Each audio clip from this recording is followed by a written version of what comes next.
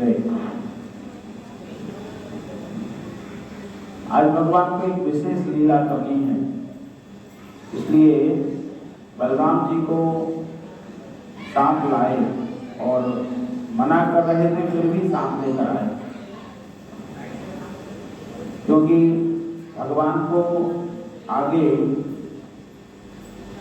जो यमुना महारानी है जिसमें कालिया नाग रहता है, जो उस यमुना जल में जल को दूषित कर रहा है, तो उसके संहार के लिए भूमिका बनानी है। और बलराम जी को सांप लेकर आए हैं और एक वन में पहुंचे जहां पर गौचारण करने लगे। उस वन में कंस का भेजा हुआ एक धेनुक नाम का असुर भगवान की ही प्रतीक्षा कर रहा था और उसने गाय के स्वरूप में वो आया और जब देखा कि गायों के स्वरूप में उसे भगवान तक पहुंचने में जो है परेशानी आ रही, तो उसने एक गधे का रूप धारण किया, क्योंकि भगवान को जो भी रूप धारण करेगा असुर, भगवान के सामने किसी की माया नहीं टिक पाती, क्योंकि लोग माया धारण करेंगे, माया से स्वरूप धारण करेंगे, लेकिन भगवान तो मायापति हैं, मायातीत हैं, माया से ऊपर हैं। छोटी मोटी माया भगवान के सामने कहाँ टिक पाएगी।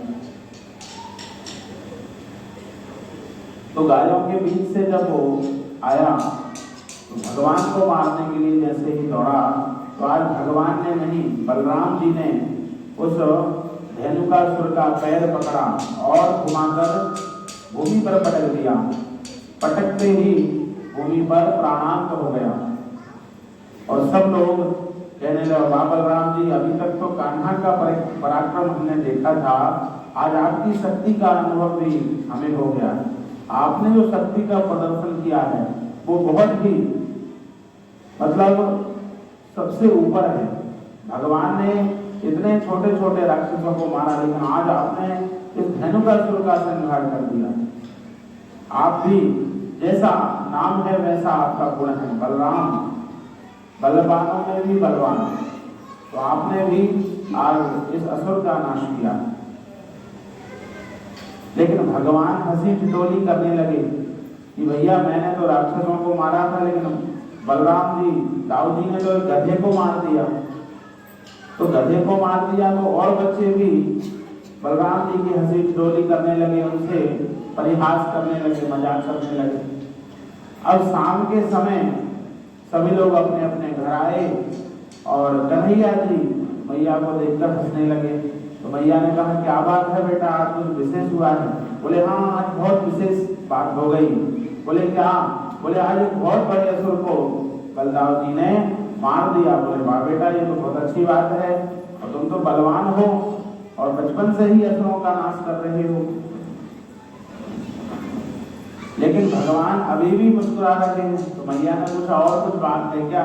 बोले हाँ मैया, मैंने तो राक्षसों को मारा है, लेकिन आज बलराम जी ने तो एक गधे को मार दिया।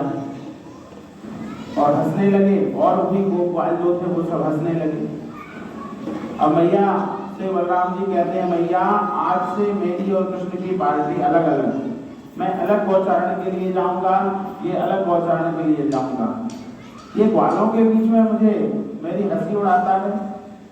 मैंने इतने बड़े राक्षस को मारा, वो बात नहीं। वो कहता है कि मैंने गधे को मारा, ऐसी हंसी उड़ाता है। वो तो राक्षस स्वरूप था, मैं अब इसके साथ नहीं जाऊंगा। अब भगवान ये लीला क्यों कर रहे हैं? क्योंकि अगले ही दिन भगवान को काली नाग का जो है, काली नाग को दंड देना है। और काली नाग के वंश के ही हैं ये शेषनाग, क्योंकि भगवान बलराम शेषावतार है, तो भगवान बलराम के वंश का ही वो वंशज है। तो भगवान को ये विचार आया कि यदि मैंने काली नाग को इनके सामने दंडित किया तो ये जो अपने पारिवारिक जो मामला है वो उलझ जाएगा, क्योंकि बलराम जी के सामने, बलराम जी शेषावतार हैं और काली नाग इनके ही वंशज का है, इनके सामने उसको दंड देना उचित नहीं है। इसलिए बलराम जी को एक दिन पहले ही इन्होंने क्रोधित कर दिया। तो बलराम जी आज गौचारण के लिए नहीं गए। अगली सुबह जब कान्हा गौचारण के लिए गए तो बलराम जी का बल्लाव जी चलिए, बोले कान्हा अब मैं तुम्हारे साथ नहीं जाऊंगा। तो आज अकेले कृष्ण बहुत से गोपालों के साथ में यमुना के तट पर काली दह पर गौचारण के लिए पहुंचे।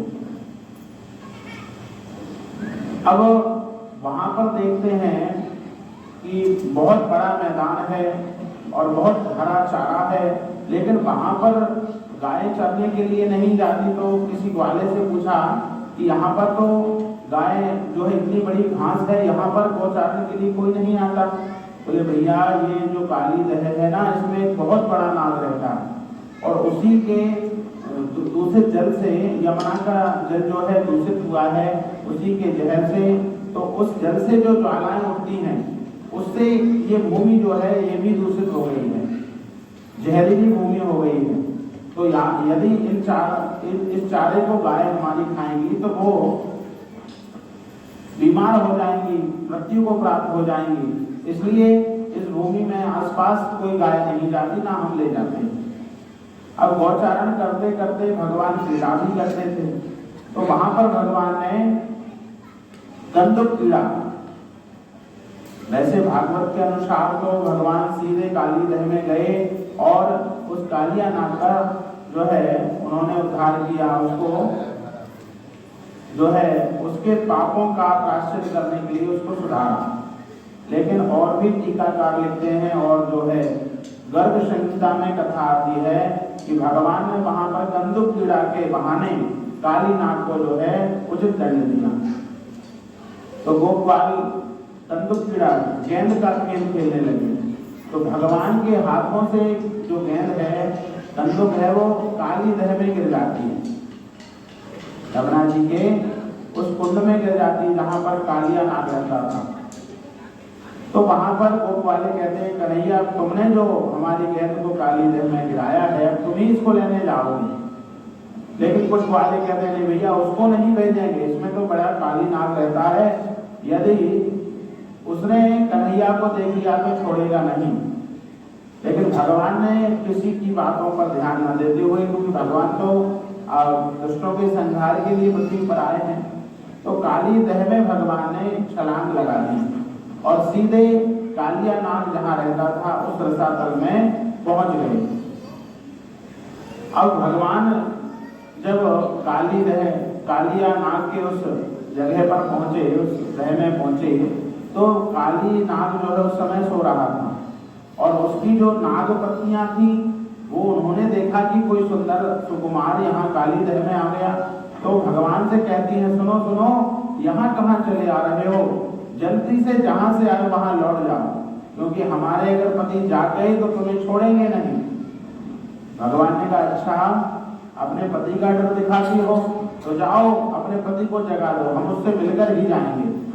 नागपत्नियां कहती हैं बहुत सुंदर सुकुमार हो, लेकिन तुम ऐसी बात करते हो, अगर हमारे पति को जरा भी भनक लग गई तो अभी जाग जाएंगे और तुम्हें छोड़ेंगे नहीं, जल्दी से लौट जाओ, तुम बहुत सुंदर हो, इसलिए सुकुमार हो, इसलिए हम तुमसे प्रार्थना करती हैं। तो भगवान की इस वार्तालाप में कालिया नाग जो है जाग गया और भगवान को देखते ही फुफकार भरने लगा। भगवान एक पल में ही कालिया के फन पर ऊपर चढ़ गए और काली नाग के 1000 फन, भगवान एक फन पर पैर रखते हैं तो दूसरा फन उठाता है। अब भगवान तो जो है 2 चरण में है, भगवान के 2 पैर हैं, 2 चरण हैं और काली नाग के 1000 फन हैं, तो उनको मर्दन कैसे किया? तो भगवान ने जैसे भोलेनाथ ने तांडव का नृत्य किया उसी प्रकार कालिया के फन पर इतने तीव्रता से जो है सुंदर तांडव किया कि काली नाग फन उठा नहीं पाता है, उसके पहले ही भगवान उसके फन को दबा देते हैं। नाग बहुत चिकना होता है, नाग की तो ऊपर की परत बहुत चिकनी है और पानी में रहने वाला नाग, पानी में रहने वाला जो है वो और भी ज्यादा चिकना होता है। लेकिन भगवान का उस नाग के ऊपर से संतुलन नहीं बिगड़ रहा है, ताल नहीं टूट रही है और उसके ताल के साथ में एक एक फन को रक्त रंजित करते जा रहे हैं। जब बहुत समय हो गया तब कालिया नाग सुस्त पड़ गया, थक गया। तब प्रार्थना करने लगा, मुझे छोड़ दो, मैंने क्या किया है, मेरा अपराध क्या है, तुम ही मेरे काली देह में आए हो और मुझे दंडित करते हो। तो भगवान ने कहा कि तुम्हारे यहाँ रहने पर मेरा जो यमुना जल है दूषित हो रहा है और इसको पीने से हमारी गाय बीमार पड़ रही है, मृत्यु को प्राप्त हो रही है, हम तुम्हें दंडित करने आए हैं। तो कालिया नाग कहता है कि देखिए, जहर डाला और हम आपके दी हुई चीजों को आपको भेंट कर रहे हैं, तो आप हमें दंडित करने आ गए हैं। यदि हमारे मुख में विष की जगह है, थोड़ा सा अमृत भर देते तो हम भी घर घर पूजे जाते, हमारी भी लोग जो है आरती करते। तो कहा कि भैया, योनियों को अपने अपने कर्मों के अनुसार मैंने बनाया है, लेकिन आपको रमणक द्वीप ऐसा मैंने दिया है जहां पर आप सकुशल रह सकते हो। तो बोले प्रभु, मैं यमुना जल में इसलिए रह रहा हूँ क्योंकि आपका जो वाहन गरुड़ है ना, वो बहुत हमारी जाति को नष्ट कर रहा है, जहां देखो वहां पर मिलता है और खा जाता है शाम को। तो भगवान कहते हैं जाओ, अब से कालिया नाग जो है हमारा वाहन गरुड़ तुम्हें छुएगा भी नहीं। बोले कोई प्रमाण? बोले आपके ऊपर, फन के ऊपर हमने अपने पद चिन्ह लगा दिए, अब हमारे पद चिन्ह को जैसे ही गरुड़ देखेंगे तुम्हें दूर से ही प्रणाम करेंगे, तुम्हें छुएंगे भी नहीं। निडर होकर रमणक द्वीप चले जाओ और इस काली देह को शुद्ध कर दो, यहां से चले जाओ। कुत्ते दो प्रकार के होते हैं, एक होते हैं पालतू और एक होते हैं फालतू। तो पालतू कुत्ते में कोई डंडा मार दे या कोई कुछ कर दे तो मालिक लड़ने आ जाते हैं, और फालतू कुत्ते को कोई कितना भी डंडा मारे कोई कहने वाला नहीं। तो यहाँ पर अपने पद चिन्ह को लगाकर उस फालतू नाग को भगवान ने पालतू बना दिया। और देखिएगा, भक्त भी दो प्रकार के होते हैं, एक भजन भक्ति करने वाले और एक केवल दिखावा करने वाले। तो जो भजन भक्ति में आगे रहते हैं, यमराज उनसे दूर से ही प्रणाम कर लेते हैं, भैया हम आपके ऊपर हाथ नहीं डाल सकते। और जो फालतू का दिखावा करने वाले भक्त हैं, उनको यमदूत कहते हैं, अच्छा तुम जितने समय यहाँ रहोगे उतने लोगों को बर्बाद करोगे, अपनी दिखावटी भक्ति बताकर लोगों को भ्रमित करोगे, इसलिए उनकी गर्दन पकड़कर यमराज तुरंत ले जाते हैं। तो हमें फालतू भक्त नहीं बनना है, हमें भगवान के पालतू भक्त बनना है, भगवान के सच्चे भक्त बनना है। तो सच्चे भक्त बनेंगे तो यमराज भी हमें नमन करेंगे, यमराज भी दूर से जो है मिलकर चले जाएंगे, मृत्यु भी हमारी मंगल हो जाएगी, है ना। तो भगवान के भक्त बनेंगे तो किसी से डरने की बात नहीं। तो आज कालिया नाग का उद्धार किया और अपने परिकर के साथ कालिया नाग ने भगवान का वंदन किया और उस काली देह को छोड़कर भगवान के बताए अनुसार रमणक द्वीप स्थान पर पहुंच गए। और यमुना जल को शुद्ध करके भगवान जैसे ही निकले और देखते हैं कि बाहर में तो पूरी भीड़ जमा है, क्योंकि जब भगवान उस काली देह में कूदे तो कुछ ग्वाले तो बेहोश होकर वहीं गिर गए कि हम कृष्ण को अब खो चुके हैं। कुछ ग्वाले जो समझदार थे वो मैया के पास दौड़े कि मैया जल्दी चलो, कृष्ण काली देह में गिर गए। और मैया तो बेसुध हो गई और जिस प्रकार भी जैसे तैसे करके नंद बाबा मैया को काली देह पर लाए। बलराम जी भी दौड़े दौड़े आए और सभी ने भगवान को सुरक्षित जब पाया तो अत्यंत ही हर्ष उमड़ पड़ा। भगवती यशोदा ने भगवान को कंठ से लगा लिया, नंद बाबा भी प्यार दुलार बरसाने लगे। और बलराम जी भी कहते हैं भैया अब मैं तुम्हें अकेले कहीं नहीं जाने दूंगा, केवल आज ही मैं नहीं आया तो तुमने इतना जो है हमें परेशान कर दिया, हमें डरा दिया। तुम्हारे पराक्रम पर हमें विश्वास था, लेकिन मैया जो डर गई है ना, अब मैं तुम्हें अकेले कहीं नहीं जाने दूंगा। तो बलराम जी ने भी बहुत प्यार दुलार बरसाया, इतना प्यार दुलार बरसाया कि ये सब घटनाक्रम होते होते शाम हो गई।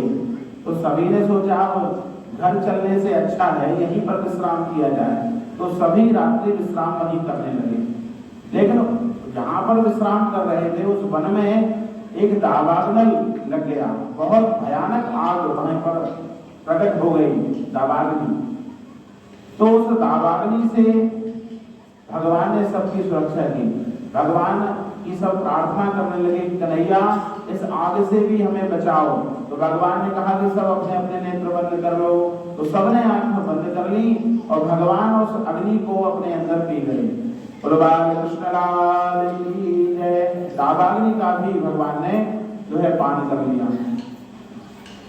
आज कुछ मीटिंग हुई है यहाँ पर, इसलिए आज की कथा यहीं पर समाप्त करते हैं, पूर्ण करते हैं।